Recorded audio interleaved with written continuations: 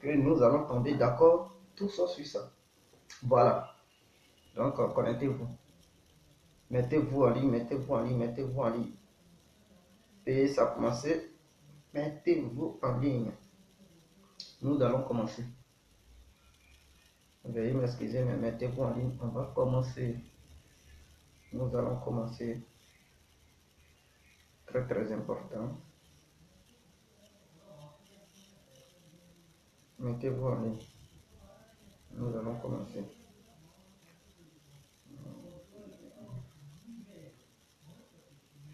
Mettez-vous en ligne, on va commencer. Mettez-vous en ligne, on va commencer. Mettez-vous en ligne, on va commencer. Il n'y a personne qui est en ligne. Mettez-vous en ligne, on va commencer. Connectez-vous, on va commencer. Connectez-vous, on va commencer. C'est très important. Connectez-vous, on va commencer. Connectez-vous, on va commencer.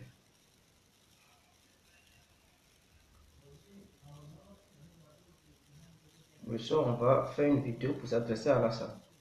En ce moment, c'est pour Laurent Gbagbo et sa bande. C'est-à-dire ses ministres, ses conseillers et consorts. Voilà. C'est eux qui sont les traîtres. Ce n'est pas l'armée ivoirienne.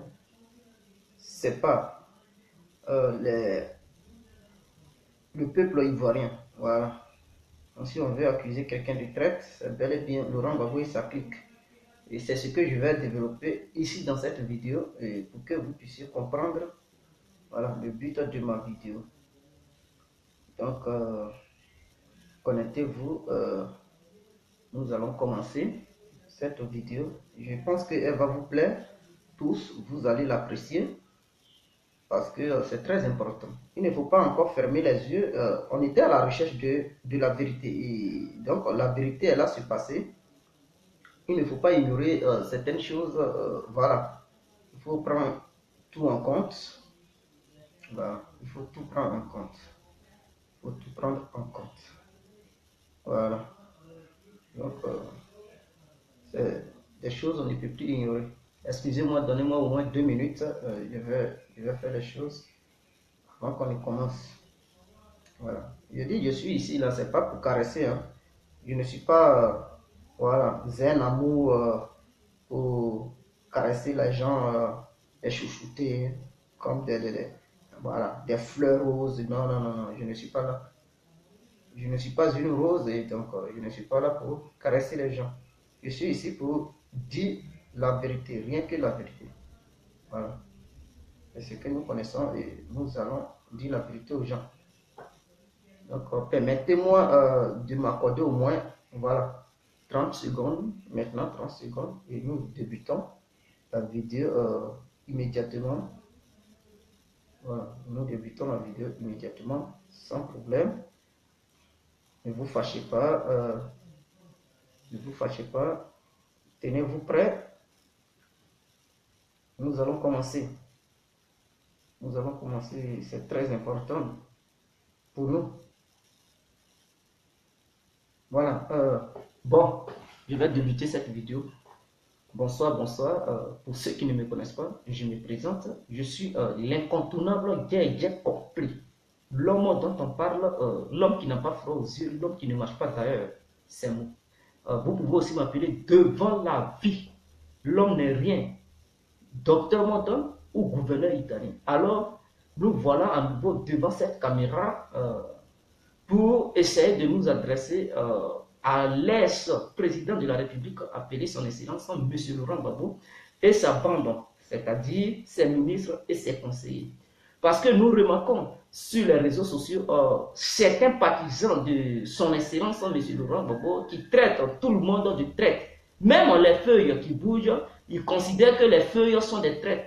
Quand un arbre fait un petit truc en mouvement, ils considèrent que oui, cet arbre est un trait. Donc, aux yeux des partisans de Laurent Gbagbo, ceux qui se disent bon, qui sont les progressistes, qui sont dans les émotions et dans le fantasme, voilà, qui se laissent guider par comment on appelle ça, par leurs émotions, Ils pensent que tout le monde est devenu traître. Alors, dans cette vidéo, j'aimerais leur démontrer que les généraux de la Côte d'Ivoire, l'armée ivoirienne, n'a jamais, ou bien n'ont jamais été des traîtres. C'est-à-dire les généraux et l'armée ivoirienne n'ont jamais été traîtres. Pourquoi je le dis? Je le dis parce que avec ce qui se passe à la CPI, on est à la recherche de la vérité, n'est-ce pas?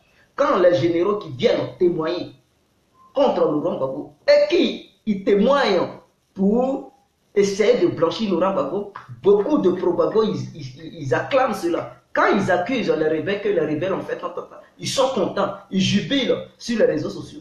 Mais dès lors que les généraux, en même temps qu'ils disent, ils accusent les rebelles, ils disent qu'ils n'avaient pas des armes. Quand ils parlent qu'il n'y avait pas des armes, alors les pro-Gbagbo, ils ne parlent pas de ça. Ils font comme si leurs oreilles étaient bouchées, ils font comme s'ils n'attendaient pas. Ils laissent ce côté-là et ils se penchent, non, qui a tué, qui a tué. Mais les généraux ici à la CPI, ils viennent, tous les généraux qui passent, ils disent qu'ils n'avaient pas des armes et qu'ils avaient des vieilles Kalachnikov.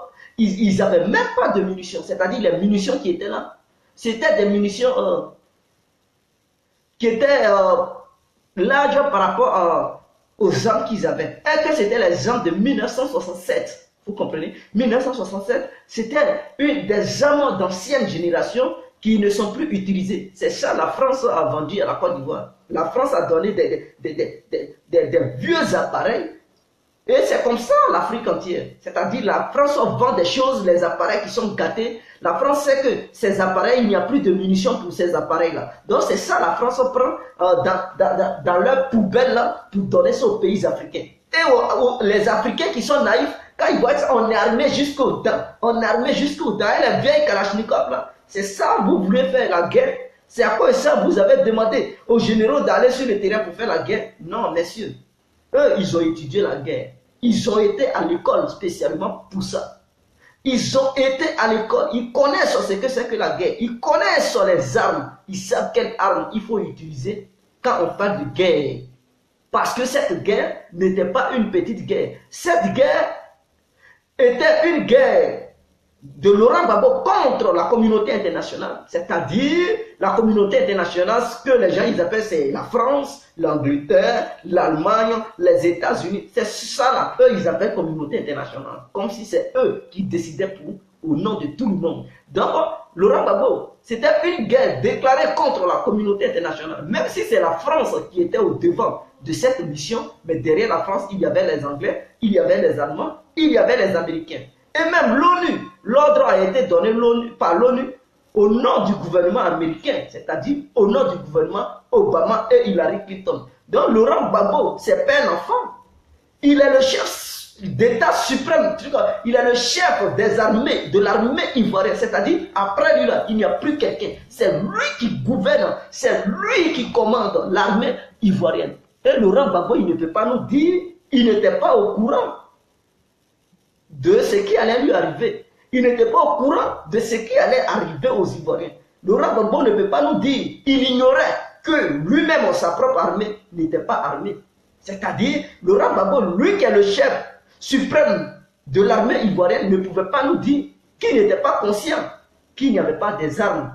Laurent Gbagbo ne pouvait pas nous dire qu'il n'était pas conscient du manque de trucs, de munitions. Laurent Gbagbo, il ne pouvait pas nous dire que les armes qui étaient là, qu'on voyait, c'était des armes, des vieilles armes, et que quand tu tires 2 fois, 3 fois, ces armes tombaient en panne. Et il fallait réparer. Laurent Gbagbo ne pouvait pas ignorer. Alors, un chef d'État suprême des armées, qui sait tout ça, et qui ignore que non, il y a un danger face à ceux qui viennent l'attaquer, il sait que lui, il ne peut pas combattre. Même ces généraux, s'ils ont étudié la guerre, ils n'ont qu'à aller étudier, connaître la stratégie militaire. Ils n'ont qu'à être numéro 1 dans le monde entier. Ils n'ont qu'à connaître ce qu'on appelle la guerre, la stratégie militaire. Ils n'ont qu'à être les numéro 1 du monde entier. Ici, dans des vieilles armes, je vous le dis, ils vont fuir. Ils vont déserter, ils vont fuir. Non, ils vont fuir et c'est ce qu'ils ont fait. Ils allaient fuir. Parce que tu n'as pas arme, vous pensez que ce sont les brebis de balai, les vieilles Kalachnikov là, ce sont propres pour affronter la communauté internationale. Et comment sont ici? Rebelles sont ici, l'ONU quitte ici, l'armée française sort d'ici. Et toutes tendances confondues. Et Laurent Gbagbo, il demande aux militaires ivoiriens de tenir leur position. Ils tiennent leur position à l'aide de quoi? Ils n'ont qu'à prendre leurs dents pour tenir leur position. Ils n'ont qu'à prendre Kalachnikov pendant ce temps. Les autres, ils ont les armes lourdes. Ils ont les armes lourdes, ils pilotent depuis les hélicoptères. Et l'armée ivoirienne n'a même pas une petite arme. Même quand on dit SAM-7, SAM-7, ce sont des appareils qu'on tient en main pour abattre un petit hélicoptère qui survole ton territoire, c'est-à-dire ton espace aérien. Donc, pour empêcher même ce petit hélicoptère-là, il faut des SAM-7. Laurent Gbagbo n'avait même pas les SAM-7. C'était pitoyable. On le pilonne. On soit ici. Tu tires 2 fois ta calage même tombe en panne. Tu es obligé de jeter, chercher parce qu'il n'y a plus quelqu'un pour réparer. Pendant la crise, il n'y avait plus quelqu'un pour réparer ses armes. Donc Gbagbo, il ne pouvait pas dire qu'il n'était pas conscient. Il ne pouvait pas dire qu'il n'était pas conscient. C'est lui d'ailleurs qui a trahi les Ivoiriens et l'armée ivoirienne. Parce qu'il était conscient de ça. Il savait que les armes étaient insuffisantes. Et il voyait la situation arriver. Laurent Gbagbo ne pouvait pas nous dire, il ne savait pas ce qui se passait. Il voyait la situation arriver. Les généraux, ils se sont levés pour lui faire part des actions sur le terrain. Ils lui ont dit, monsieur le président, ça ne va pas. Nous n'avons pas des armes. On perd des hommes sur le terrain. On fait comment? En tant que le chef d'État suprême des armées, mais à toi de prendre une décision. Si tu sais que tu ne peux pas avoir des armes pour donner à tes éléments. Tu ne peux pas avoir des armes pour leur donner pour qu'ils puissent renforcer la sécurité. Il faut leur dire tout simplement, abandonnons, levons le drapeau blanc avant qu'il ne soit trop tard. Parce que je sais que vous avez voulu combattre, vous avez voulu donner vos poitrines. Mais en réalité, il y a un problème, ils ont mis un embargo sur nous. Et cela nous a empêchés de ne pas avoir les armes nécessaires pour combattre. Alors, dans ce cas, je sais que, d'après sa thèse qu'il défendait, il dit qu'il a gagné l'élection. Je sais que j'ai gagné l'élection, mais en voyant la situation, je sais qu'on ne peut pas. On ne peut pas faire face à cela. Alors j'abandonne. Moi, Laurent Gbagbo, j'abandonne. Ce n'est pas parce que j'ai perdu, mais je suis mal armé. Et donc, j'abandonne. Laurent Gbagbo, il n'a pas voulu analyser, en tant qu'un grand homme, en tant qu'un historien. Ce n'est pas histoire de dire qui a gagné. Tu dis tu as gagné, tu as gagné. Les gens, ils ne veulent pas t'écouter. C'est-à-dire le monde entier est agité. Ne voulait même pas t'écouter. Comment tu fais? Avec la sagesse qui t'étoffe, qui est remplie dans ta tête. Mais il faut employer un bon moyen pour pouvoir sauver ton pays, sauver tes propres soldats. Mais non, Laurent Gbagbo n'a pas écouté. Il voulait faire face. Coûte que coûte. Tu fais face avec quoi? Avec les mots. Tu penses qu'avec le peuple sorti dans les rues? Non. Au moment où les actions étaient déjà arrivées, que le peuple sorte ou pas, la France s'en foutait. Parce que eux, ils étaient dans une logique de pilonner tous ceux qui allaient venir devant eux pour faire front, pour les empêcher d'enlever Laurent Gbagbo au pouvoir. C'était leur idéologie et ils étaient engagés. Dans leur tête, tout ce qui bouge, ils vont taper ça. Ils vont tuer ça, égorger. Et n'oubliez pas, Laurent Gbagbo, il était conscient que les prisonniers étaient déjà déchaînés, ils étaient relâchés dans la ville. Alors pour éviter ça, il devrait dire, avant qu'il ne soit trop tard, levons le drapeau blanc, abandonnons. Laurent Gbagbo ne l'a pas fait. Et aujourd'hui, je vois les pro-Gbagbo dire, tel général est un traître, tel général est un traître, celui-là est un traître, celui-là est un traître. Ils ne sont pas des traîtres, mes frères. Ils ont pris la bonne décision. Parce que quand tu dis à ton chef, monsieur patron, patron j'ai besoin de ça, patron j'ai besoin de ça, et que le patron ne t'écoute pas, il ne te donne pas ça, et puis ce que tu lui demandes, il n'arrive pas à te satisfaire. Il te dit non, il faut tenir. Mais je tiens avec quoi? Non, il faut tenir. Je tiens avec quoi, patron? Non, si tu ne me donnes pas ce que moi je veux, je fuis. Ce n'est pas parce que j'ai déserté, mais à demander au patron, parce que tous les généraux, ils se sont unis. Quand ils ont proclamé les résultats au deuxième tour, est-ce que vous avez vu un général fuir en même temps? Eux tous, ils étaient complets. Ils sont allés voir le président pour dire, monsieur le président, la situation sur le terrain, vraiment, n'est pas bien. Ça ne nous arrange pas. Ça est à notre défaveur. Vous comprenez? Et le président même avait dit ça. Il a reconnu les faits. Que non, c'était pas bien. Ces éléments ne maîtrisaient plus la situation sur le terrain. Pourquoi?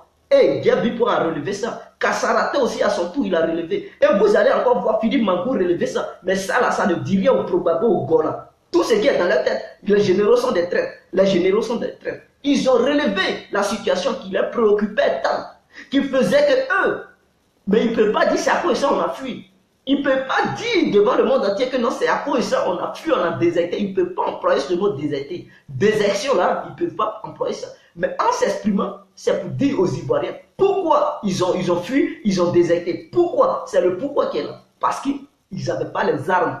Ils n'avaient pas les armes. Et si eux, ils n'ont pas les armes, est-ce que c'est eux qui gouvernent le pays? Eux, ils ne gouvernent pas le pays. Eux, ils sont là en mission, c'est-à-dire défendre le pays, défendre le président. Mais lui qui doit les financer pour qu'il puisse défendre le président, c'est le président lui-même en question. S'il ne déploie pas les moyens pour pouvoir les mettre à l'aise pour qu'eux, ils puissent donner leur poitrine, parce qu'ils ont prêté serment dans le but de défendre le pays et les Ivoiriens. Vous comprenez? Mais en défendant les Ivoiriens, comment? En défendant les Ivoiriens avec les armes les plus nécessaires. Mais dès lors qu'il n'y a pas d'armes, mais eux, ils fuient aussi. Ils fuient. Et c'est ce qu'ils ont fait, ils ont fui. Donc on n'accuse plus les généraux. Je ne veux plus voir sur ces réseaux sociaux, ou bien nulle part, les probabos, les progressistes là, disant Kassaraté c'est un traître. Gabipo c'est un traître. Filou Mago est un traître. Ils ne sont pas des traîtres. Si on veut dire quelqu'un est traître, c'est bel et bien Laurent Gbagbo qui est traître. Parce qu'il était conscient de la situation et il n'a pas financé ces gens-là. Il n'a pas payé les armes.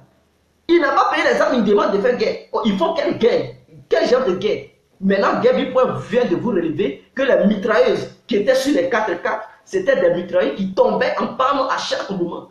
Donc, ceux qui ont dit oui, il n'y avait pas d'armes, ils font sortir les 4x4 où il y avait des mitrailleuses. Ils disent non, ça c'est quoi? Vous pensez que c'est avec mitrailleuses on fait guerre? Avec ces mitrailleuses, ces petits armes-là peuvent faire guerre avec les chars français, avec les hélicoptères français. Non, tu as des mitrailleuses, mais il suffit un seul coup d'un hélicoptère, boum, et puis ça vous. Les 4K ne sont pas des voitures blindées, ce ne sont pas des véhicules blindés. Alors, ils avaient combien de chars de guerre? On dit que dans chaque unité, il y avait 2 chars. 2 chars, à quoi? 2 chars. Laurent Gbagbo, il voulait affronter le monde entier. Non, il ne pouvait pas. Simplement, l'armée française, pour arriver chez lui à domicile, là où il résidait, 50 chars. 50 chars. Et qui étaient déjà énormément par rapport aux chars des Ivoiriens. Parce que dans l'armée ivoirienne, il n'y avait même pas 50 chars. Hélicoptères même, on dit non, ils ont détruit les avions de Laurent. Ils ont détruit combien même? 2 hélicoptères là, c'est ça, ils ont détruit tout. Mais vous n'avez pas honte quand vous dites qu'ils ont détruit les avions de Laurent Gbagbo. C'est qu'ils ont détruit à Boaké ici là. Donc, à Yamoussoukro là, 2 avions, 2 hélicoptères, c'est ça. C'est sur ça que vous comptiez pour faire la guerre contre la communauté internationale. Arrêtez ça quand même. Arrêtez ça. Et je salue les généraux qui ont pris la décision de déserter. Parce qu'ils ont bel et bien parlé à Laurent Gbagbo. Ils ne voulaient pas l'écouter. Ils ne voulaient rien savoir. Mais si c'est moi, je te laisse. À un moment donné, là, la colère arrive. Et donc, ils ont pris un bon engagement. C'est ceux qui ont été têtus. Ils pensaient qu'avec ces vieilles Kalachnikov-là, ils pouvaient tenir. Mais voilà où ils sont. Mais ça me fait aussi mal. Parce qu'ils ont été, eux aussi, à leur tour, conduits par les émotions. De la manière, aujourd'hui, les Probabo, les Gourriens, là, ils sont conduits, ils sont téléguidés par les émotions. C'est comme ça, d'autres généraux ont été téléguidés par les émotions, le fantasme. Et donc, c'est ça qui a fait qu'ils pensaient tenir. Et ils se sont dit, on va aller jusqu'au bout parce qu'on aime tellement Laurent Gbagbo. Même s'il ne nous apporte pas soutien, nous, on va lui apporter soutien. D'autres ont été massacrés, d'autres ont été arrêtés, emprisonnés. Je salue leur bravo parce qu'ils ont voulu défendre. Mais le problème, c'est que Laurent Gbagbo, il n'a pas déployé les moyens pour les satisfaire, afin que eux, à leur tour, ils puissent faire le travail sur le terrain. Voilà le vrai problème. Donc, si vous voulez dire que quelqu'un est traître, dites d'abord, Laurent Gbagbo, il est traître, parce que c'est lui qui était le chef suprême, c'est lui qui les commandait. Donc, eux, ils sont allés adresser à Laurent Gbagbo leurs besoins, mais Laurent Gbagbo, il a bouché les bâtons ici, il a bouché les bâtons ici, il n'a pas, c'est rentré ici, c'est sorti ici. Vous pensez, même si c'est moi, je fuis, vous pensez que quoi? Vous pensez que quoi? Alors, vous allez dire, les militaires, les généraux, ils sont des traîtres, c'est vous-même, vous qui parlez là, c'est vous qui êtes traître avec votre mentor, Laurent Gbagbo. Et je ne peux pas épargner les ministres. Les ministres aussi, ils sont des corrompus, des vrais traîtres. Parce que Laurent Gbagbo, je me rappelle très bien, il avait donné de l'argent à un ministre ou bien à un conseiller qui est parti payer les armes aux États-Unis, ils l'ont arrêté là-bas. Je ne sais pas si c'est un coup, il a monté pour dire, ils n'ont qu'à l'arrêter, pour dire, bon, ils l'ont arrêté, donc ils ont mis la main sur l'argent, ou bien sur les armes. Et il est revenu bredouille. Il n'a même pas pu payer les armes. Vous comprenez? Il n'a même pas pu payer les armes. Il a encore donné l'argent à certaines personnes. Au lieu de payer les armes, ils prennent l'argent et fuient. Alors, si eux, ils ont fui, ils n'ont pas payé les matériels. ce dont les militaires, ils avaient besoin, les gendarmes ou les policiers, vous pensez qu'eux, ils vont aller se livrer comme ça aux rebelles ou qu'on les abat? Non, non, non, ils ne pouvaient pas. Parce qu'ils ont envoyé plusieurs ministres, ils n'ont pas payé ce qu'on leur demandait de payer. Donc, ce n'est pas Mangou, ils ont envoyé aux États-Unis d'aller payer les armes. Ce n'est pas Mangou, ils ont envoyé en France de payer les armes. Ils n'ont pas envoyé Mangou, un truc en Afrique du Sud pour payer les armes. Ils n'ont pas envoyé Mangou en Russie. Mangou, lui, il est là. Il contrôle la situation. Mais ceux qu'on envoie là, ce sont les proches du Laurent Gbagbo, c'est-à-dire les ministres, les conseillers là. Ils n'ont qu'à leur demander. Ils n'ont qu'à leur demander où est-ce qu'ils ont mis l'argent des Ivoiriens. Parce que ce qu'on leur demandait, ils n'ont pas pu faire cela. Alors, vers la fin, vous enlevez les charges sur ces ministres et Laurent Gbagbo et vous mettez ça sur les généraux. Mais vraiment, c'est ça le problème du noir, le négro. Il ne raisonne pas loin. Il ne raisonne pas loin. Si quelqu'un a frappé ton enfant, il faut bien te poser la question, qu'est-ce que ton enfant a fait? Et puis il a frappé ton enfant. Donc si les généraux ont déserté, posez-vous bien les questions. Qu'est-ce qui s'est passé réellement? Et puis ceux-là, ils ont déserté. Mais non, vous les voyez tout de suite en train. C'est ça, je dis, vous manquez d'éducation. Allez-y vous cultiver avant de faire la politique. Allez-y vous cultiver. Et ceux qui sont au devant là, qui vous font croire que Mangou a déserté les Kassaraté, les Djabi Point, les Déto et tout ça, demandez-leur que est-ce que c'est Mangou qui était chargé de payer les armes hors de la Côte d'Ivoire? C'est lui qui devrait envoyer les conteneurs d'armes? Ou bien c'est vous qui étiez des ministres, ou bien les conseillers de Laurent Gbagbo, ou bien Laurent Gbagbo lui-même, pour qu'il puisse vous répondre. S'ils ne vous ont pas donné les vraies réponses, dites-leur plutôt que non, c'est eux les traîtres. Ils ont trahi les militaires, ils ont envoyé les militaires sans leur donner des armes. Et les militaires ont été massacrés à cause d'eux. Parce qu'ils sont radins dans leur poche. Et ils sont inconscients de la situation qui se passait. Ils ne savent pas lire entre les lignes de n'importe quelle situation. Et donc c'est eux, ils sont les vrais problèmes.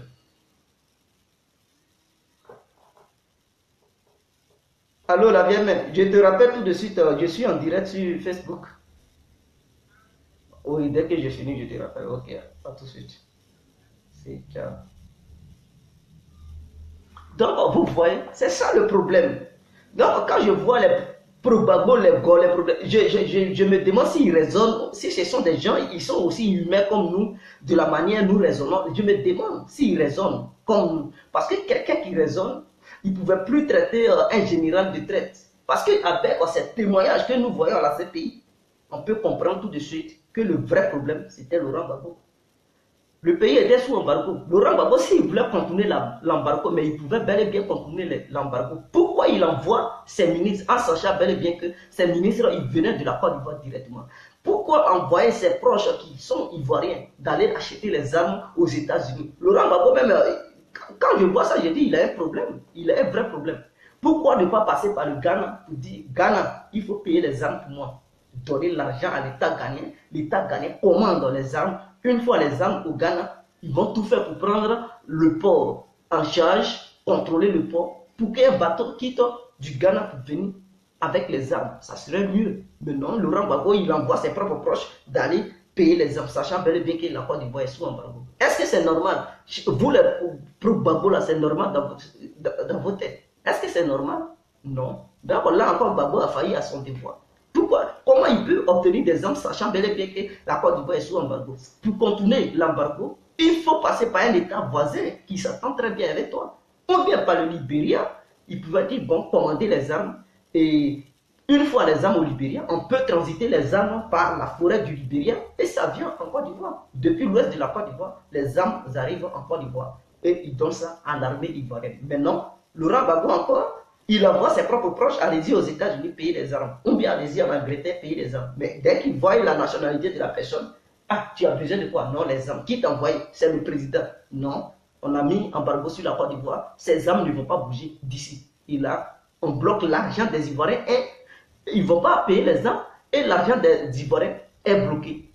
Et on a enrichi comme ça beaucoup de pays. On enrichit les grandes puissances comme ça. Laurent Gbagbo a donné des milliards, ils ont bloqué. Laurent Gbagbo n'a plus jamais réclamé ces milliards. Ils ont bloqué, ils ont mis la main sur ça. Il y a eu d'autres de ses proches qui ont pris l'argent, ils ont fui. Ils ont mis ça dans leur compte. Maintenant, le dernier jour, vous traitez les militaires de traite? Non. Si vous pouvez les traiter de traite, mais moi, compris, je ne peux pas dire un militaire a été un traite. Non. Parce que pour être traite, c'est depuis que la crise a commencé là, où c'était pas encore grave, c'est là ils devraient déserter. Mais ils ont tenu, c'était pas encore la communauté internationale. Donc les vieilles Kalachnikov, ils prenaient ça pour faire face aux rebelles, faire face aux rebelles, faire face aux rebelles. Mais quand la situation s'est dégringolée, et qu'ils voyaient que non, c'était plus ça, les armes qu'ils prenaient, ça n'allait plus sur le terrain. Tu dis des fois, ça tombe à panne, tu vas prendre quoi en attendant pour te défendre? Si l'ennemi est là, mais tu jettes l'arme, tu fuis. Et quand tes éléments qui combattaient, ils te disent, ah patron, on peut pas, patron, on peut pas. Mais toi, patron, tu dis non, tout ça c'est la faute du président. Moi, j'arrête pour ne pas qu'on mette les choses sur moi, pour ne pas qu'on m'accuse de mettre dedans. J'ai failli à mon devoir et donc je fuis. Je m'avais me cacher parce que mon supérieur, il ne m'a pas écouté. Je lui ai dit que non, ça n'allait pas, on n'avait pas des armes, il ne voulait pas écouter, il n'a pas donné les armes. Et moi, je fuis. Mangou a fui à l'ambassade de l'Afrique du Sud, c'est clair. Kassarate aussi, il a fui. Djabi Poué, Beto Leto. Ils sont partis se retrouver au Golfe parce que aller chez toi, c'était un danger. Ils vont dire ils étaient hier avec Laurent Gbagbo. Il faut maintenant prendre contact avec l'ennemi pour dire non, vous savez, j'ai déserté, voilà, je ne fais plus partie du gouvernement de Laurent Gbagbo, donc j'aimerais vous retrouver à l'hôtel du Golfe. Et beaucoup ont fait comme ça. Ils ont dit bon, venez, comme vous avez reconnu le gouvernement d'Alassane, voilà, venez, vous êtes protégés. D'autres, ils sont partis à l'hôtel du Golfe dans le but de ne pas mourir. Parce que quand tu ne vas pas à l'hôtel du Golfe et que tu désertes, tu sais que tu n'as pas les armes, tu fuis, tu ne te présentes pas que non, tu as déserté. Et qu'on envahit la Côte d'Ivoire, sachant bel et bien que tu n'as pas pu fuir pour sortir de la Côte d'Ivoire. Et que tu es sur le territoire. Si les rebelles t'attrapent, ils vont penser que tu avais combattu. Mais tu ne t'es pas affiché. Tu étais quelque part, tu as donné les ordres. D'autres, beaucoup pour éviter leur mort, il fallait se rallier à Alassane. Et c'est ce qu'ils ont fait. Quand vous voyez les généraux, ils sont partis à l'hôtel du Golfe, c'était pour se protéger eux-mêmes. Parce qu'ils savaient qu'ils avaient déjà perdu la guerre. Ils n'avaient pas les armes. Donc pour éviter que les rebelles les tuent, ou bien les Français les arrêtent, mais il fallait se rendre. Et c'est ce qu'ils ont fait. Ils se sont rendus. Voilà. Ceux qui n'ont pas compris cette leçon, ou bien cette vision, ils ont été arrêtés. D'autres ont été abattus. Beaucoup sont en prison. Et donc vous devez comprendre cela. Vraiment, je veux regarder les questions pour voir s'il y a des questions qui m'ont été posées. Je vais les répondre. Guégué Rémi, tu fais la honte de ta génération. Agora Côte d'Ivoire. Je fais la honte de ma génération. Tu peux me donner des arguments pour lesquels je fais la honte de ma génération. Il faut argumenter. Il ne suffit pas de dire tu fais la honte de ta génération et se taire. Ou bien fuir, te déconnecter. Non, donc des arguments. Si tu ne parviens pas à me donner des arguments qui prouvent réellement, et il faut démontrer aux yeux du monde entier, parce que ce n'est pas toi ceux qui regardent la vidéo, montre aux gens que non, je fais réellement la honte de ma génération. Est-ce que ce que je dis c'est faux? Ce que je dis c'est faux. Les témoins qui sont dans ces pays, quand ils parlent, et ils disent que non, parmi les manifestants, il y avait des gens qui étaient armés, qui tiraient sur les policiers, vous acclamez, vous êtes contents. Là c'est vrai, ils ont dit la vérité. Mais quand ils disent que non, les armes qu'ils possédaient, c'était des vieilles armes, et que tout le monde n'était pas armé, du côté des militaires, de l'armée ivoirienne, vous trouvez que non, ils sont des menteurs.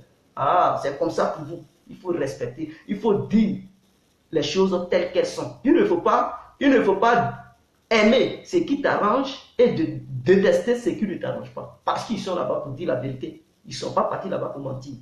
Ce sont des grandes personnes, des grandes personnalités. Ils ne sont pas partis là-bas. Ils étaient au devant de l'armée ivoirienne. Ils savent ce qui s'est passé. Ils savent ce dont quoi ils avaient besoin. Donc, ils ne peuvent pas aller là-bas pour rencontrer des âneries. Ils ont dit qu'ils avaient besoin des armes. Mais malheureusement, il n'y a pas eu des armes. C'était des vieilles armes. Montrez-moi où Laurent Gbagbo avait des armes les plus sophistiquées. Les hélicoptères, vous avez pu abattre un petit hélicoptère. S'il avait les armes les plus sophistiquées, pourquoi ils n'ont pas abattu les hélicoptères qui bombardaient sa résidence? Parce que devant sa résidence devrait être armé que tous les différents points. Parce que c'est là lui-même il réside. Donc les hélicoptères qui pilonnaient là, si Laurent Gbagbo il avait des armes, mais ces éléments allaient riposter. Les hélicoptères même n'allaient même pas s'approcher de sa résidence. Parce que c'est là le président est. Mais s'ils n'ont pas pu riposter, alors sachez bel et bien que Laurent Gbagbo il n'avait pas des armes. Il envoyait les militaires à l'abattoir. Tout simplement, c'est ce que je vais vous dire. Il les envoyait à l'abattoir. Et ceux qui ont compris, ils ont préféré déserter. Voilà ta réponse, mon frère. Frère, est-ce que tu es obligé de parler? Agora Côte d'Ivoire, mais je suis obligé de parler. Je veux éclairer le monde entier parce que toi, j'ai l'impression, Agora Côte d'Ivoire, j'ai l'impression que tu es un membre de bon. Et donc, je vais vous redresser pour vous dire, n'accusez plus jamais les généraux de la Côte d'Ivoire. Et que les généraux de la Côte d'Ivoire, ils n'ont jamais été traités. Les militaires n'ont jamais été traités. Et d'autres militaires qui n'étaient même pas des généraux, qui ont compris que non, ils avaient vraiment besoin des armes. Et que c'était trop tard, il n'y avait pas des armes. Leur chef suprême, qui était Gbagbo, il a minimisé ce qu'il demandait. Alors, ils se sont rendus à l'hôtel du Golfe, tout simplement. D'autres qui n'ont pas voulu se rendre, ils ont préféré fuir la Côte d'Ivoire. D'autres ont préféré fuir, aller dans les villages pour se cacher. Voilà. Quand vous voyez beaucoup de gendarmes hors du pays qui sont éparpillés ici en Europe, là, mais ce sont ces gendarmes, ils n'avaient même pas les armes. Ils ont sauté clôture d'Abban, là. Abban, ils ont sauté clôture. Gendarmerie de trucs d'Abobo, là. Il y a beaucoup qui ont sauté aussi clôture. Voilà. De Koumassi, là. Il y a une gendarmerie à Koumassi. Ils ont sauté aussi clôture. Vous comprenez? Donc, voilà un peu. Voilà le vrai problème. Vous ne voulez pas reconnaître. Quand on vous dit la vérité, vous minimisez les choses. L'homme fort, Momo Abdulkader. Merci mon frère, en ensemble. Tu oublies l'embargo sur la Côte d'Ivoire. Freeman Sogui, je n'oublie pas l'embargo sur la Côte d'Ivoire. Mais il y avait l'embargo, lorsque Gbagbo envoyait ses proches d'aller payer les armes aux États-Unis, où on les a arrêtés pour mettre la main sur l'argent des Ivoiriens et les armes achetées encore des Ivoiriens. Donc ils ont mis la main sur ça. Donc l'argent, la Côte d'Ivoire a perdu des milliards cadeaux. Ça, on nous disait que Gbagbo a payé les armes 800 000 milliards. Mais vous ne voyez pas les armes que Laurent Gbagbo a payé. C'est quelle arme il avait et puis ça coûtait 800 000 milliards. On n'a pas vu les armes. On n'a pas vu les armes. Donc c'était des chiffres vraiment écrits pour dire ils ont payé les armes 800 000 milliards. Mais je me demande si cet argent, eux-mêmes, ils n'ont pas empoché ça. C'est-à-dire son entourage plus lui-même, Laurent Gbagbo. Je me pose des questions. Parce que s'il avait payé les armes 800 000 milliards, l'armée ivoirienne n'allait pas dire on n'a pas des armes. Alors, où sont parties ces armes? Ou bien Laurent Gbagbo a fait un faux truc pour dire c'est l'argent des armes, il a pris cet argent pour payer les armes. Est-ce qu'eux-mêmes, ils n'ont pas mis ça dans leur compte bancaire? Voilà la question que je me pose. Donc, chers Ivoiriens et Ivoiriennes, faisons bien les recherches. Nous allons voir que dans cet argent qui disait que nos 800 000 milliards, eux-mêmes, ils ont empoché cet argent. Ils n'ont pas pris ça pour payer les armes. La vérité pour le peuple Côte d'Ivoire. Boulizo Diallo, merci mon frère. Qui te dit tout ça même? Freeman Sogui, mais qui va me dire, je suis un citoyen ivoirien comme toi, de la manière que tu es citoyen ivoirien comme moi. Voilà, et donc on connaît l'histoire de la Côte d'Ivoire. Nous voyons ce qui se passe. Et donc la triste réalité, c'est ça. Il n'y a pas un général qui a été malhonnête ou bien un général qui a été traître. Le vrai traître, c'est Laurent Gbagbo et ses ministres. Voilà, c'est eux qui contrôlaient la situation. Vous ne pouvez pas me dire Mangou peut crier sur Aboudraman Sangaré. Vous ne pouvez pas me dire Mangou peut crier sur Apou Nguessa au temps de Gbagbo. Non, même Petit Bleu Goudé là, il criait sur Mangou. Donc Mangou, il n'était rien. Il n'était rien, mes frères. Mangou, il pouvait donner des ordres aux autres militaires. Mais Mangou, il ne pouvait pas crier sur Bleu Goudé. Il ne pouvait même pas crier sur Serge Kassi que vous voyez en France ici. Là. Mangou n'avait même pas le droit de crier sur lui. Parce que Serge Kassi connaissait Bleu Goudé. Mangou n'avait même pas le droit de crier sur le petit Konaté navigué là. Il n'avait même pas le droit. Mangou ne pouvait même pas crier sur Troukou Trémé. Vous ignorez la réalité. Mais ces jeunes-là, ils étaient très puissants que Mangou. En Côte d'Ivoire. Et Bleu Goudé même, il criait sur d'autres généraux. Donc, quand il s'agit de vraies décisions qui concernent l'armée, mais Mangou, ce n'est pas lui qui fait truc. Ce sont les ministres et Laurent Gbagbo. Lui, Mangou, il expose la situation au chef d'État suprême des armées.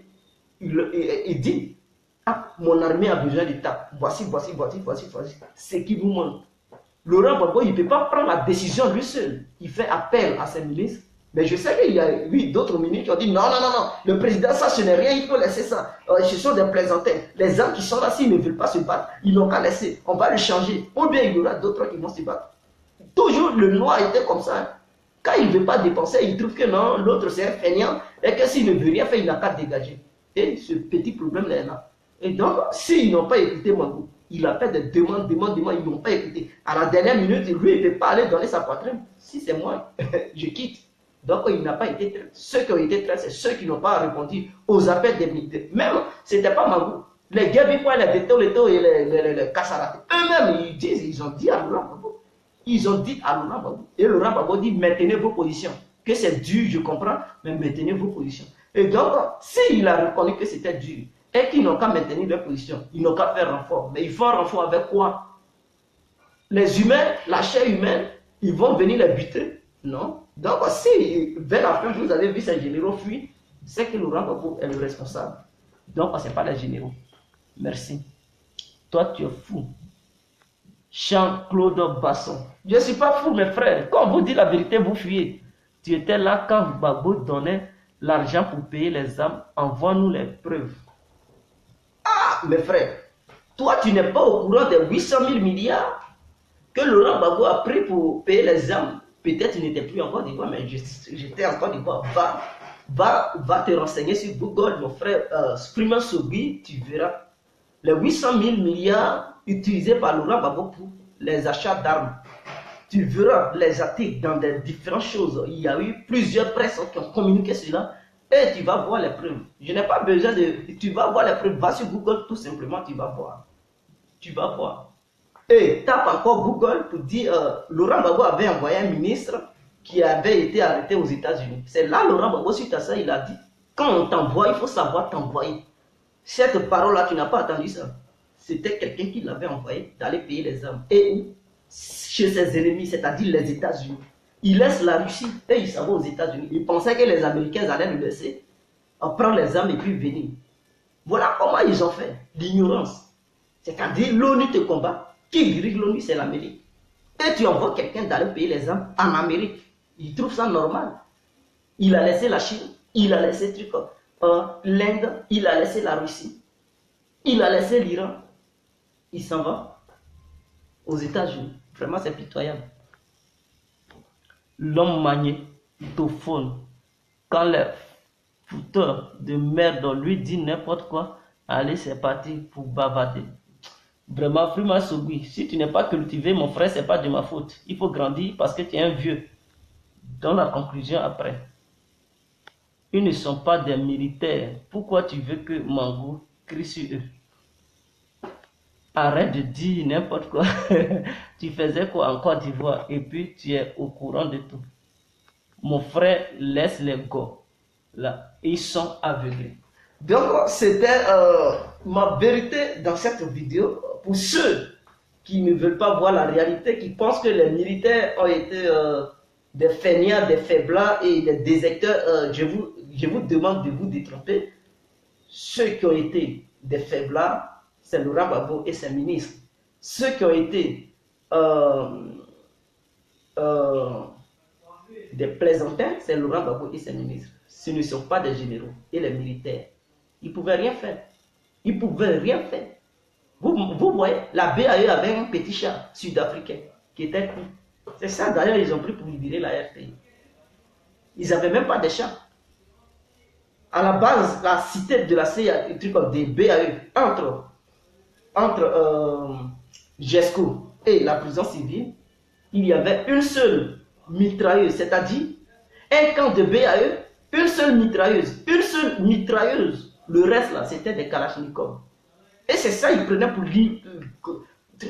livrer le combat aux rebelles qui venaient du nord. Ils étaient tellement nombreux. Et les 3000 prisonniers détachés, armés, c'est ça. Les membres de la BAE prenaient pour se défendre. Vers la fin, chacun a commencé à se déshabiller, ils fuyaient. Vous allez nous dire, ils sont aussi des traîtres. Ceux qui se sont déshabillés, ils jetaient même les ringues, chacun courait. Ils jettent le Kalachnikov pour ne pas qu'on le reconnaisse qui l'a combattu. Et qui? Il était très comme un policier. Il jetait ça, il se déshabillait. Parce qu'il ne pouvait pas. Il ne pouvait pas. Il ne pouvait pas. Donc vous allez nous dire, ils sont aussi des traîtres. Ils ne sont pas des traîtres. Ils ont voulu combattre. Mais en réalité, la situation en face, on ne leur donnait pas le courage de combattre. Ils ont résisté quand même. De 18h à 6h du matin. Ils ne pouvaient plus. Il n'y avait même pas de munitions. Les munitions manquaient. Les Kalachnikovs ne pouvaient plus. Oh, les rebelles, ils avaient des mitrailleuses. Tu vois, les 4x4 là sont alignés comme ça. Les fusils qui ont au moins 4 bouches, 2 bouches, 3 bouches. Ils étaient assis sur ça comme ça. Ça tournait dans tous les sens. ils bombardaient. Or, pour la BAE, c'était une seule mitrailleuse, comme ça, où on met les trucs, c'est comme tôle, comme ça, là. Et puis, lui qui fait ça, mais il s'arrête dans le 4x4. Vous pensez que ça, là, ça pouvait faire la guerre? Or, les rebelles, ils étaient armés jusqu'aux dents. Ils avaient, tu vois le 4x4, tout est allié, tout est rempli d'armes automatiques, c'est-à-dire les hommes qui ont 4 bouches, beaucoup ils connaissent ça, tu t'assois comme ça, tu tournes, tu tournes, tu vas dans tous les sens. Ils avaient beaucoup comme ça, ils s'étaient alliés, sans compter même les Kalachnikov. Mais vous pensez qu'avec une seule mitrailleuse, à la base de trucs de la BAE, demandez à n'importe quel policier BAE, il va vous le dire. C'est que je vous dis, si vous pensez que je mens. Si toi, Sogui, tu connais un membre de la BAE qui était dans la cité de Yopougon, c'est-à-dire vers Jesco, là, il y a une cité de policiers appelée la BAE. Si tu connais un membre de là-bas, demande-lui que dans leur camp, là, dans leur caserne, là, il y avait combien de mitrailleuses. Il va te dire une seule mitrailleuse. Vous pensez qu'avec ça, ils allaient faire la guerre? Donc, ceux qui ont livré le combat de 18 à 6 heures, qui ont fui, qui ont déserté, ils sont aussi des traîtres? Non, quand même. Arrêtez-moi ça. Arrêtez-moi ça. Et Laurent Gbagbo, qui était leur patron, il est caché au bunker. C'est-à-dire non plus. Il n'a même pas donné les moyens. Il n'a pas payé les armes pour les militaires, les policiers, les gendarmes. Ça se déclenche. Il court, il va au bunker. Et il ne peut même pas. Lui qui est leur patron. Eux tous. Lui qui connaît bien la stratégie. Lui qui a le plan du pays. Oui, mais c'est ça. Quand tu es patron de quelqu'un, c'est que tu maîtrises tout. Tu ne peux pas devenir patron de quelqu'un comme ça et tu ne maîtrises rien. Non, c'est deux choses différentes. Sur le plan militaire, quand tu es patron de quelqu'un, c'est que tu connais mieux que lui.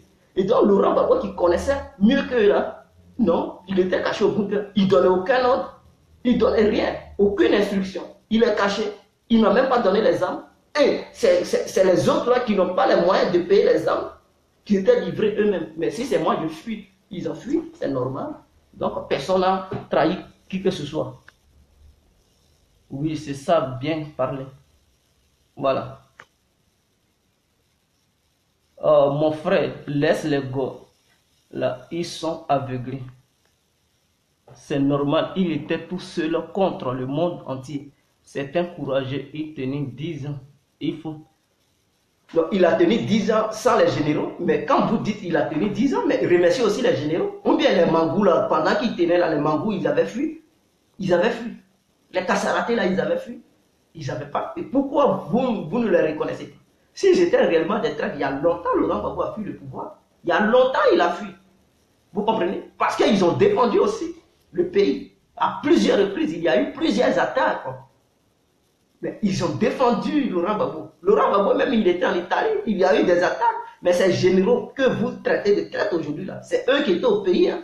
C'est eux qui livraient les combats à Abidjan. C'est eux qui empêchaient les gens. C'est eux qui empêchaient l'ONU d'enlever Laurent Gbagbo. Pourquoi aujourd'hui, à la dernière minute, vous pensez qu'ils sont des traîtres? Mais à la dernière minute, si les choses sont vraiment plus fortes que... Mais ils font quoi? Ils désertent, ils fuient. C'est clair, je suis un général. Et mes éléments, ils sont là. Je ne peux pas amener mes éléments à l'abattoir. Si je sais que la situation est plus galopante, que je ne le pensais pas, mais je fuis. Je demande à mes éléments à partir à la maison. Moi, je fuis. Mais à leur tour, s'ils ne veulent pas partir, tant pis pour eux. Ils ne vont pas mettre leur charge. S'ils meurent là-bas, ils ne vont pas dire c'est moi. Parce que moi, j'ai été mieux formé pour pouvoir leur éduquer comment ils doivent faire la guerre. Je sais quelles armes dont j'ai besoin pour donner ça à mes éléments pour mieux se défendre sur le terrain. S'ils n'ont pas ces armes, si je vois que leur capacité d'armement n'est pas ça, et que je vois que non, avec ça, si on part, ils vont nous gagner. Mes frères, un vrai militaire, c'est quelqu'un qui voit que non, l'échec est devant. Et donc, il ne s'embrouille pas même pour aller sur le terrain. Il préfère reculer en même temps.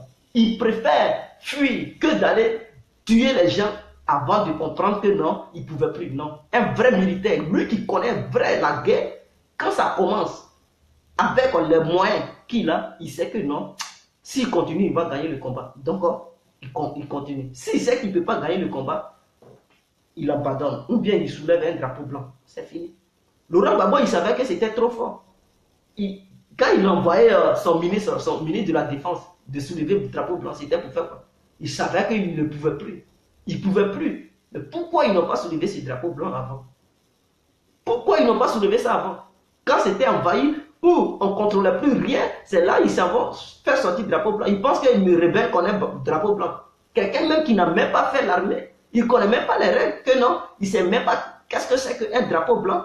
On soulève chez lui, même quand tu soulèves ça comme ça, c'est là même tu l'encourages de tirer. Mais ils ont allumé le ministre de la Défense. Et ils ne connaissaient même pas l'histoire du drapeau blanc. Pourquoi Laurent Gbagbo n'a pas décidé vite?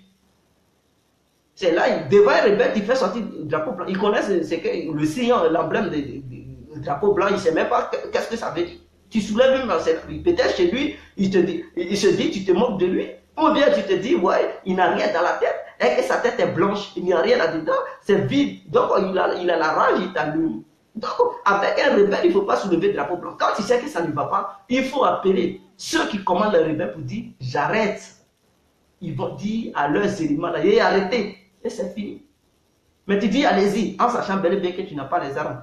Pourquoi devant la présidente de Laurent Gbagbo, il y avait combien de chats? Il y avait combien de chats? 4 chats. 4 chats. Un président de la République, là où même il vit, 4 chats, ils ont détruit ça. C'est ça on dit. Mais un président de la République, là où il vit, mais non. Non, un rebelle ne peut pas s'amuser pour approcher là. Même Bachar al-Assad, qui lui seul était livré contre la communauté internationale.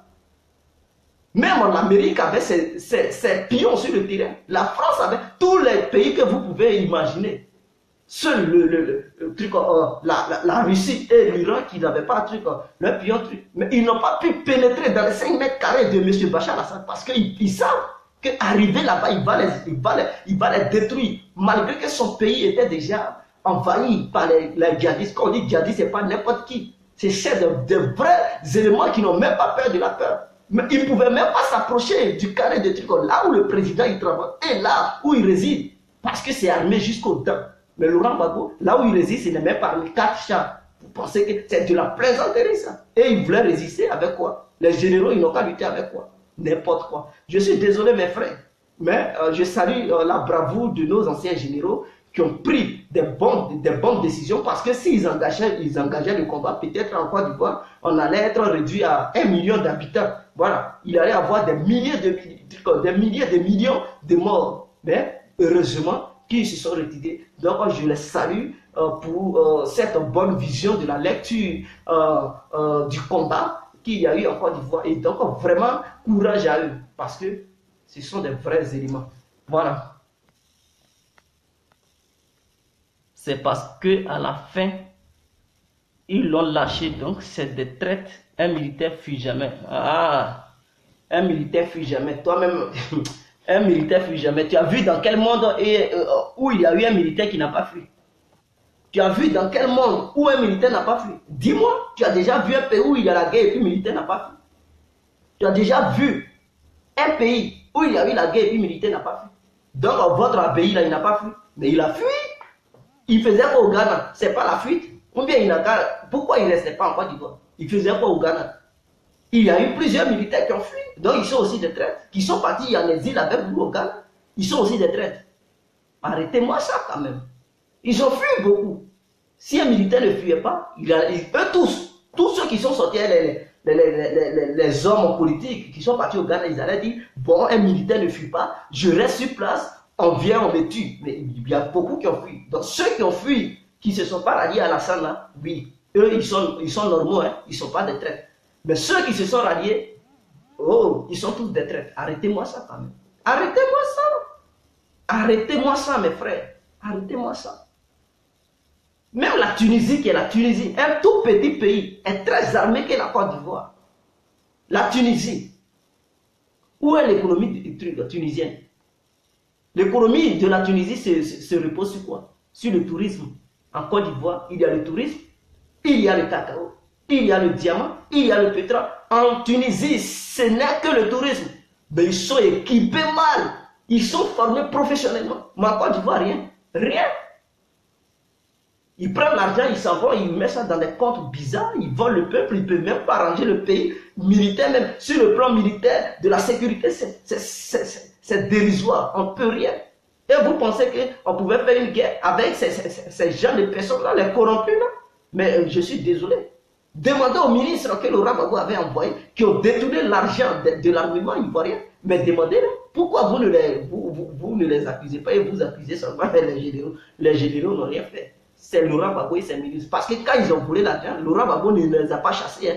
Il les a laissés, il les a maintenus à leur poste. Parce qu'il se dit, ce sont ses amis. Et il ne pouvait pas faire éclater l'affaire comme ça. Il a fait taire cette affaire. Et vous ne voulez pas qu'on parle de Laurent Gbagbo. Ou bien si c'est Laurent Gbagbo est devenu opium dans vos cervelles, mais désolé, mais je suis là pour vous dire la vérité. Voilà. Je suis là pour vous dire la vérité. Notre souhait, c'est de le voir être libéré. Mais notre souhait, ce n'est pas de nous taire. Ce n'est pas de voir la vérité et de se taire. C'est de voir la vérité et l'avouer. Mais en même temps, souhaiter sa libération. Voilà ce que je vais vous faire comprendre. Donc si vous êtes aveuglé par les émotions, ou bien si c'est une drogue pour vous, et que vous voyez la vérité, vous tournez vos têtes, désolé pour vous. Désolé pour vous. Pourquoi c'est que les généraux ils disent, ou non, Kassaraté il est là, Gabi Point il est là, donner des points, truc, taper truc, madame, truc, monsieur le procureur, ou bien, pourquoi vous dites cela? Mais quand il parle que non, la Côte d'Ivoire n'était pas armée, non, là, il exagère, il ment. Ah, il ment. C'est vous qui étiez devant l'armée, c'est vous qui étiez dans la poudrière. Mais ils vous disent la vérité. Pourquoi vous refusez? Ils vous disent la vérité, vous refusez. Comme si, voilà, c'est vous qui étiez au devant de l'armement ivoirien. On leur demande, vous avez croisé le président, qu'est-ce que vous avez dit? Ils vous expliquent ce qu'ils ont dit au président. Non, c'est faux. Mais toi, tu étais là-bas. Toi, Sogui, tu étais là-bas. Quand il parlait le président. Mais eux qui étaient là-bas, ils viennent avouer au monde entier que voici ce qu'ils ont dit au président. Et vous dites non, c'est faux. Mais c'est faux, ils ont dit qu'au président. Dites-nous. Mais vous voulez encore ignorer ça. Ils ont dit au président, il n'y a pas d'armes. Les armes sont vieilles. Ce sont des armes qui datent des années 67, qui ne sont même plus en service. Regardez les armes de l'armée française. Vous pensez que c'est Kalachnikov qu'ils utilisent? Non. La France vous vend des poubelles et vous êtes content. On est armé jusqu'au derrière des vieilles Kalachnikov. Mais vraiment, prenez-nous au sérieux. Et c'est dans ça que vous avez essayé de tromper les Ivoiriens. Vous avez menti aux Ivoiriens. On est armé jusqu'au dents. Et vous-même, un jour, je me rappelle, à la Sorbonne au plateau, ils ont dit on peut même affronter la France sur le plan militaire. Oui, il y a des gens qui ont exagéré. Ils ont dit si la France se trompe, on va livrer la guerre. Avec les Kalachnikov, vraiment, oh Seigneur. Un petit hélicoptère français vient vous bombarder et il n'y a personne pour avoir ces hélicoptères. Et si les alphaguettes français venaient envahir le ciel ivoirien, c'est ça que vous avez dit aux Ivoiriens. On peut battre la France parce qu'on a armé jusqu'au dents. La honte des grands monteurs. Et on vous dit la vérité. Vous ne voulez pas attendre la vérité. Mais je vais toujours dire la vérité. Le plus gros traître, c'est Laurent Gbagbo et sa bande. Je n'ai pas une personne. Tous les ministres et Laurent Gbagbo ainsi que leurs conseillers, ils sont des vrais traîtres. Ils ont trahi l'armée ivoirienne. Ce n'est pas Kassaraké, ce n'est pas Mangou, ce n'est pas Gabi Point, ce n'est pas Detorito. C'est Laurent Gbagbo et ses ministres qui ont trahi. Parce qu'ils n'ont pas voulu décaisser l'argent pour pouvoir satisfaire l'armée ivoirienne. Ils ont voulu détourner l'argent des Ivoiriens pour mettre ça dans des petits différents comptes bancaires. On les envoie, ils ne savaient même pas s'envoyer. Laurent Gbagbo avait dit ça. Quand on t'envoie, il faut savoir t'envoyer. On prend l'argent des Ivoiriens et puis il dit quand on t'envoie, il faut savoir t'envoyer. Et ça ne lui fait pas mal. Des milliards des Ivoiriens, les Américains bloquent ça là-bas. Et il dit si on te voit, il faut savoir t'envoyer. Tout ce qu'il a fait, la diplomatie, ils n'ont qu'à libérer son ministre. Ils l'ont libéré, il est venu encore une fois paisiblement. L'argent est resté. L'argent est resté là-bas. Les milliards de la Côte d'Ivoire sont restés dans les mains des Américains. Ils ont dit non, c'est sur embargo. Il ne faut plus parler de l'argent. C'est resté là-bas cadeau. Et vous voulez qu'on se taise? Non, je vais parler. Je vais parler. Et ce n'est pas bien. Ce n'est pas bien. Laurent Gbagbo, tout simplement, il pouvait voir le Ghana. Ah, il faut commander des armes au nom de l'État ghanéen. Tiens l'argent. Le Ghana commande des vrais armements parce que le Ghana n'est pas sous embargo. Ghana, Côte d'Ivoire font frontière. Frontière maritime et même en terrestre. Qui contrôle la frontière terrestre? C'était l'armée ivoirienne. Il peut dire, bon, si ça passe du côté de l'eau, il y a des Français qui vont nous embêter du côté du port là. Comme ils sont aussi là-bas, leurs yeux sont là-bas. Il faut faire passer les armes du côté de la frontière terrestre. Ils vont envoyer des gens, des conteneurs de voitures qui vont rentrer. C'est l'armée ivoirienne qui contrôle. Ça rentre sur Abidjan. Et c'est fini. Maintenant, Laurent Gbagbo, il envoie des individus en Amérique, comme s'il n'était pas, la Côte d'Ivoire n'était pas sous embargo. Il voyait vous n'êtes même pas mature. Vous n'êtes pas mature. Et puis vous accusez les militaires. Non, ce n'est pas les militaires. C'est eux-mêmes, ceux-mêmes qui étaient au devant de la diplomatie ivoirienne, qui ont échoué. Ils ont fait un gros échec. Ils ont fait un gros échec. Et le Ghana n'était pas seul. Il y avait le Libéria. Même, pourquoi? Il y avait le Libéria aussi. Libéria, Côte d'Ivoire, c'est pas loin. Ils peuvent en faire truc des trappes. Et puis, ça arrive en Côte d'Ivoire. C'est pas tout. Non. Même le Mali était déjà d'accord avec lui à un moment donné. Il pouvait faire des trucs et puis ça passe par le Mali, ça vient en Côte d'Ivoire. C'est pas fini. Lui-même, il veut commander ça pour dire oui, c'est un Gbagbo qui a payé, c'est l'État ivoirien qui a payé. Regardez-moi ça. Des comédiens et tous. Hier, tu as dit que le peuple n'a qu'à s'enrôler pour les élections et les gars ont dit on sait les résultats d'avance, donc on ne va pas aux élections. Et aujourd'hui, tu dis que Gbagbo devrait dire à ses... Mais je ne te comprends pas. À ses généraux. Mais mon frère, quand je dis Laurent Gbagbo devrait dire à ses généraux d'arrêter. Parce que, pourquoi j'ai dit ça? J'ai dit, ma vidéo d'hier, elle a été tellement claire. J'ai dit, la guerre ne pouvait pas avoir lieu. Quand Alassane disait que c'est lui qui a gagné. Quand Laurent Gbagbo disait que c'est lui qui a gagné. Entre les deux, nul ne voulait pas écouter l'autre.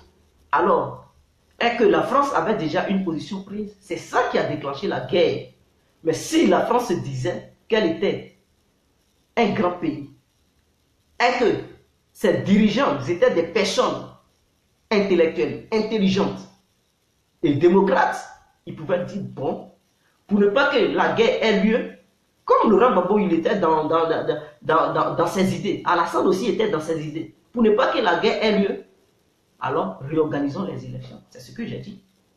Mais en même temps, dans cette vidéo, j'ai dit, Laurent Gbagbo, il devrait quitter. Je n'ai pas dit qu'il n'a pas gagné, ou bien il a gagné. Non. Il devrait quitter. Pourquoi je le dis?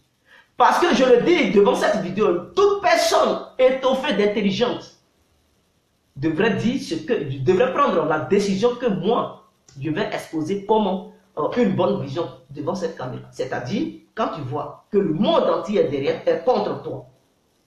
Même les pays africains sont contre toi. Tes amis d'hier, ils ne veulent même plus te voir. Ils sont contre toi. Et au sein de ton peuple, il y a d'autres citoyens qui sont partis, qui ont pris position, qui sont partis de l'autre côté. Sachant bel et bien que tu es livré à ceux et que leur seule mission, c'est d'intervenir militairement. Et toi, en tant que le chef suprême de l'armée, tu sais que tu n'es pas armé.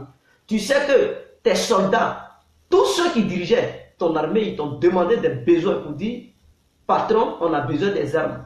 Si tu as été incapable de leur payer les armes, pour leur donner ces armes, tu sais que non, ça va être dur sur le terrain. Alors, vaut mieux de leur dire, voyons la situation. Je savais que, ou bien je sais que vous pouvez me défendre, vous pouvez aussi défendre le pays. Mais par manque de moyens, de matériel militaire, alors moi, Laurent Gbagbo, je quitte le pouvoir. Voilà une simple hypothèse, ou bien vision ou des arguments qui pouvaient faire Laurent Gbagbo allait quitter le pouvoir. C'était fini. On allait éviter la confrontation. Ouattara aussi, de son côté, il devrait raisonner aussi pour proposer d'autres propositions pour éviter la crise post-électorale.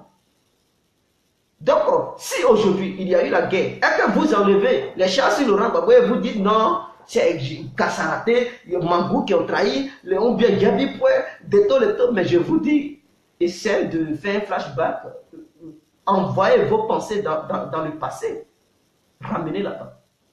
Faites comme si vous étiez dans le passé et classez les choses telles qu'elles sont. Ne dites pas que ce sont les généraux. Non, les généraux, ils n'ont rien fait. Ce n'est pas eux qui payent les armes. C'est Laurent Gbagbo qui doit décaisser l'argent. C'est lui qui doit signer le chèque. C'est lui qui doit désigner qui va aller payer les armes. S'il n'a pas décaissé l'argent, s'il n'a pas signé le chèque, s'il n'a pas envoyé des bonnes personnes, et que L'armée ivoirienne n'a pas eu les armes. C'est pas Mangou qui va aller donner son corps avec une vieille Kalachnikov pour se battre. Mais il est humain quand même. Avant d'être militaire, avant de prêter le serment, il sait qu'il est humain. Il sait que ceux qui s'en vont se battre, ils sont aussi des êtres humains, comme Laurent Gbagbo il est. Tout le nom qu'il a, c'est il a le titre du président de la République. Il n'est pas mieux qu'un autre Ivoirien. Tout comme Alassane n'est pas mieux qu'un autre Ivoirien. Parce que c'est le sang qui coule dans les veines. Alors, pourquoi eux, ils se cachent dans les bunkers, ils se cachent dans les hôtels du Golfe, et vous amenez le peuple à la bateau, sachant bel et bien que ce peuple n'est pas armé. Les militaires, ils ne sont pas bien armés. Alors, mon frère, si tu ne veux pas écouter, je pense que tu es téléguidé par les émotions. Mais si tu enlèves tes émotions dans ta tête, dans ton cervelle et ton cerveau, je pense que tu vas voir la réalité. Et tu ne vas pas, en tout cas, tu ne vas pas divaguer sur les réseaux sociaux. Il ne faut pas dire n'importe quoi ici.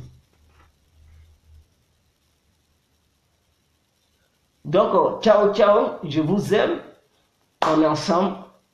Ceux qui n'ont pas pu suivre mon direct, vous allez suivre ce direct après. Voilà, mais ce soir à 17 h, j'ai une très bonne vidéo pour le président Alassane Ouattara. Donc, je vais faire une vidéo pour m'adresser à lui. Ciao, ciao. On est ensemble.